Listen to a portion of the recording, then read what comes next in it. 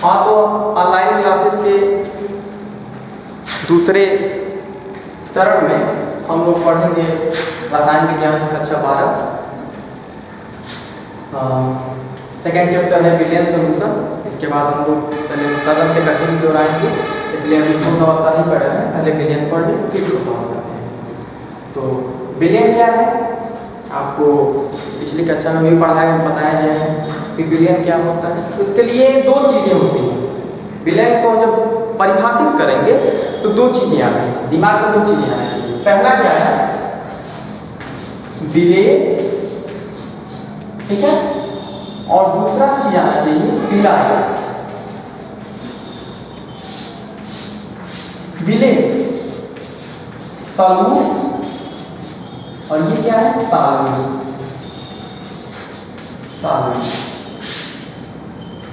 तो विलेय क्या है और विलायक क्या है।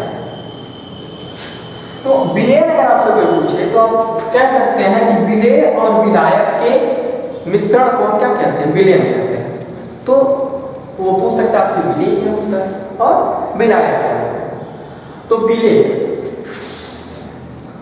जैसे एक एग्जाम्पल के तौर पर हम समझते हैं, एक मान लीजिए बीकर है, ठीक है, इसमें पानी भरा हुआ है, ठीक है, पानी भरा है, इसमें हमने चीनी डाल दिया, चीनी शरबत बना दिया। तो इसमें दो चीजें हमने प्रयोग किया। पहला हमने बीकर में लिया पानी और दूसरा क्या लिया, चीनी। तो पानी जो हमारा है, जल जो है हमारा, ये क्या हो जाएगा विलायक,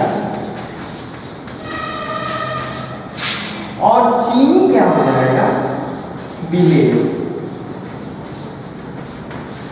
इसका मतलब दिमाग में आपके जरूर आया होगा कि विलायक को हम कह सकते हैं कि जिसमें कोई चीज घोली जाती है। जल में क्या है, कोई भी चीज हम डिजॉल्व कर सकते हैं, घोल सकते हैं। तो जिसमें कोई चीज घोली जाएगी वो विलायक होगा, ठीक है, और जो चीज घुल रही है वो हमारा क्या हो जाएगा, विलेय हो जाएगा। शरबत बना रहे हैं, ठीक है, तो हमने चीनी क्या किया, उसमें डाल रहे हैं, तो चीनी हमारा क्या हो रहा है, घुल रहा है, घुल गया। इसका मतलब जो चीज घुलेगी वो विलेय हो जाएगी, ठीक है, और जिसमें वो चीज घोली जा रही है वो क्या हो जाएगा, विलायक हो जाएगा। तो इसको थोड़ा सा अगर और अच्छे से परिभाषित करें तो हम कह सकते हैं कि विलयन में जिस पदार्थ की मात्रा अपेक्षाकृत अधिक होती है, जैसे ये बीकर है, इसमें जल की मात्रा क्या है, अधिक है चीनी की अपेक्षा। ये तो है नहीं कि हम शरबत बनाते हैं तो क्या करते हैं कि अगर एक जग पानी लें तो उसमें 1 किलो चीनी डाल दें, ऐसा तो होता नहीं है। तो कहने को सब कि एक मात्रा होती है, तो जिसकी मात्रा क्या होती है, अपेक्षाकृत अधिक होती है, ठीक है, एक अनुमान से हम क्या कर सकते हैं, अपेक्षाकृत जो है वो अधिक होती है, तो उसको हम क्या कह देंगे, विलायक कह देंगे। अब बात आती है विलेय की, तो ऐसे इसको भी हम परिभाषित कर सकते हैं कि विलयन में जो पदार्थ या जिस पदार्थ की मात्रा अपेक्षाकृत कम होती है वो हमारा क्या हो जाता है, विलेय हो जाता है। जैसे एग्जांपल के तौर पर देते हैं चीनी और जल का मिश्रण, नमक और जल का भी मिश्रण देख सकते हैं, नमक विलेय हो जाएगा, जल क्या हो जाएगा, विलायक हो जाएगा। तो वही बात हो गई। तो विलयन को अगर हम परिभाषित करें तो कह सकते हैं, लिख सकते हैं यहाँ पे कि विलयन इक्वल टू, यानी विलयन बराबर क्या कह सकते हैं, विलेय प्लस विलायक, यानी विलेय और विलायक के मिश्रण को क्या कहते हैं, विलयन कहते हैं। एक और परिभाषा अगर आप देना चाहते तो कह सकते हैं कि दो या दो से अधिक पदार्थ, मतलब दो तो होने ही चाहिए, ठीक है, उसके कैसा मिश्रण हो, समांगी मिश्रण, समांगी मिश्रण। तो दो या दो से अधिक पदार्थों के समांगी मिश्रण को क्या कहते हैं, विलय। मतलब जो चीज दोनों समान मतलब क्या है, घुल जाए, विलय और विलायक आराम से घुल जाए। जैसे चीनी और पानी क्या है, घोले के शरबत बनाएंगे तो चीनी क्या हमारा नहीं दिखता है, चीनी को डिजॉल्व हो जाता है, घुल जाता है। तो क्या है कि विलय में कि विलय और विलायक दोनों आपस में क्या हो जाए, घुल जाए, तो उसी को हम क्या कहते हैं, समांगी मिश्रण। उसके कारण को हम देख ना सके, नग्न आंखों से, अपनी खुली आंखों से न देख सके। तो कह सकते हैं कि 2 या 2 से अधिक पदार्थों के समांगी मिश्रण को विलयन कहते हैं। और दूसरी परिभाषा कह सकते हैं विलेय और विलायक दोनों के मिश्रण को क्या कहते हैं? विलयन कहते हैं। तो विलेय आपने समझ लिया और विलायक समझ लिया, ठीक है। कि जिसकी मात्रा कम वो क्या हो जाएगा हमारा? विलेय हो गया, और जिसकी मात्रा अधिक वो क्या होगा? विलायक। तो ऐसे भी हम समझ सकते हैं इजी वे में। अब आगे बात करते हैं कि विलयन के प्रॉपर्टीज क्या है, कैसे विलयन हमारा कैसा होना चाहिए, विलयन की विशेषता क्या है, विशेषताएं, क्वालिटी क्या होनी चाहिए। तो पहला विलयन हमारा कैसा होना चाहिए? स्वच्छ होना चाहिए,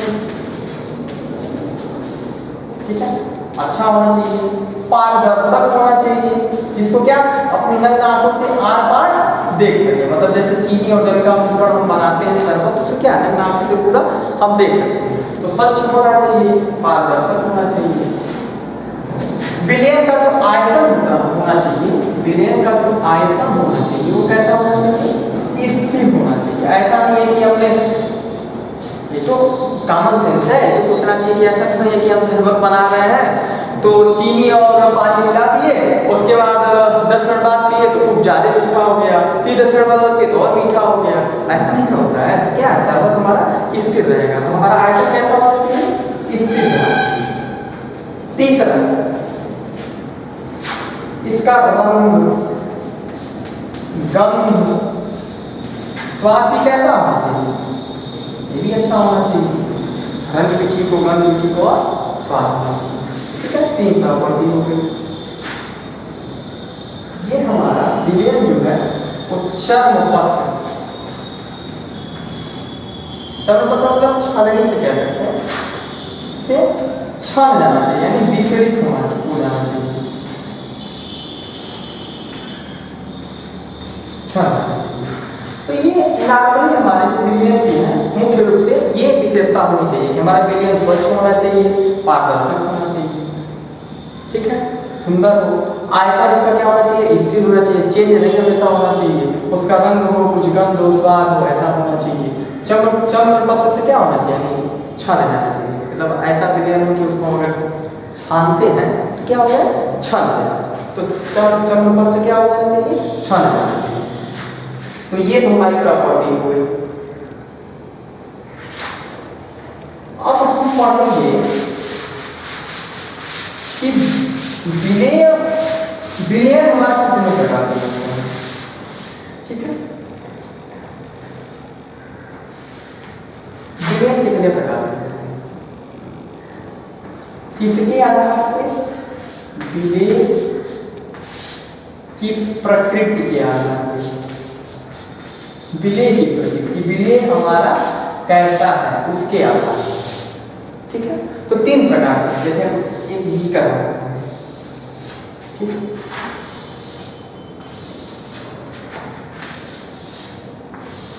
हमने 3 लिखा, इसमें हमने जल,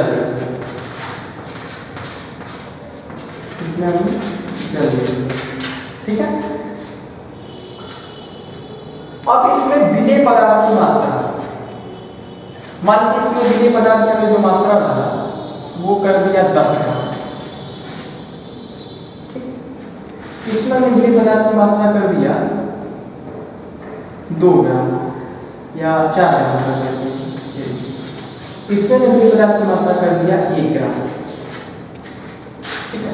इसमें जो भी चीज अगर हम चीनी डाल रहे हैं, चीनी मान लीजिए कि जल में 10 ग्राम इसमें डालिए, इसमें 4 ग्राम डालिए, इसमें 1 ग्राम डालना है। तो विलय की प्रकृति क्या है? विलय का जो मात्रा है वो क्या है? अलग अलग है सब में। तो मान लीजिए कि अगर ये अगर हम बनाते हैं शरबत, अगर तो ये थोड़ा मीठा होगा, ये उससे भी बहुत कम मीठा होगा, ये मुझे लग रहा है कि लेवल में मीठा ही होगा, उसमें लगेगा पानी ही पी रहा है। तो इसका मतलब क्या है कि अगर विलयन का आयतन समान है, देखिए आयतन सबका समान है, विलयन का आयतन समान है, कह सकते हैं विलायक का आयतन समान है। विलायक क्या है? जल। तो विलायक के समान आयतन में विलय पदार्थ की मात्रा अगर हम परिवर्तित करते हैं, जैसे मान लीजिए विलय पदार्थ की मात्रा हमारी ये अपेक्षाकृत अधिक होगी, विलेय पदार्थ की मात्रा अपेक्षाकृत अधिक होगी। ठीक है, इसमें कह सकते हैं कि विलेय पदार्थ की मात्रा अपेक्षाकृत कम होगी। ठीक है, और इसमें विलेय पदार्थ की मात्रा बहुत ही कम होगी। ठीक है, बहुत कम, बहुत ही क्या हो, कम। तो जिसमें विलेय पदार्थ की मात्रा अधिक होगी, अब यहीं से हमारा क्या हो जाएगा, नामांकन हो जाएगा, उसको हम बोलेंगे सांद्र विलयन। क्या बोलेंगे, सांद्र विलयन, मतलब कॉन्संट्रेट सॉल्यूशन। ये हमारा कौन सा सॉल्यूशन हो गया, सांद्र विलयन। ये हमारा हो गया तम विलयन।